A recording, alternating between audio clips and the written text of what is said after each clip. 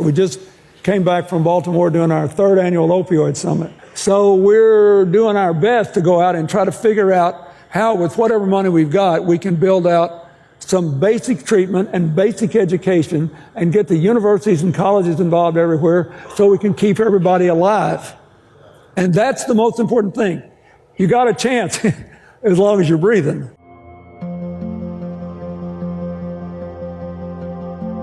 Here's the deal.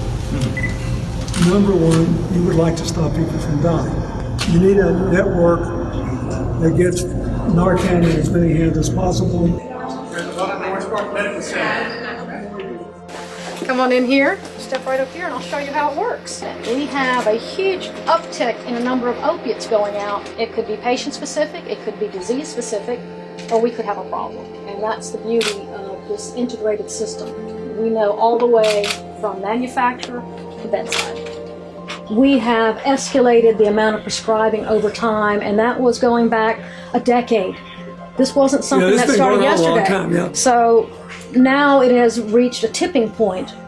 The Azalea Project is an initiative in the prevention of substance abuse in pregnant women to prevent babies from being born substance exposed. I didn't know much about changing diapers or anything for me, so the parenting classes, just the day-to-day care for my son, I learned a lot. And my son is now 3. He's healthy, and April of this year, I celebrated 4 years clean and sober. And so, yes. Well, I just saw some people who are committed to raising their kids well and to helping other people stay off drugs while they're pregnant and get their children off to a good start in life. Further my education, they help me with that as well. So it's not just about the kids, it's about me moving forward for my kids, for us to have a better life. But it emphasizes the responsibility we all have to make sure wherever there's a drug problem, which is just about everywhere in America now, that people know as early as possible how much damage it can do to any newborn child.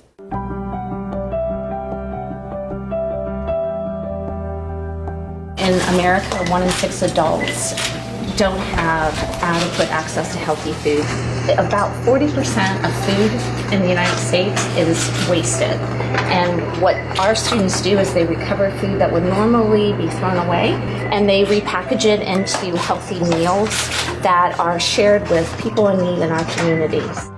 Just think what a difference it would make if every university in the country did this. We're hoping to expand. We're looking at hospitals as another avenue of wasted food that we could help many people. What I saw was a lot of really committed people trying to figure out how together they can stop anybody from falling through the cracks. If you watch the change in food production, and I'm watching all these production patterns change as the climate change, and even we in America are not going to be able to afford to waste food. And all over the world, the most efficient nations of food recovery are going to have much healthier societies and much more stable economies. And it's going to become a global problem. And never forget that you were here on this day watching this when you see this become a global trend. There are so many good things going on here. About all we try to do is get everybody to work together and figure out how everyone can make a contribution to reaching a common goal.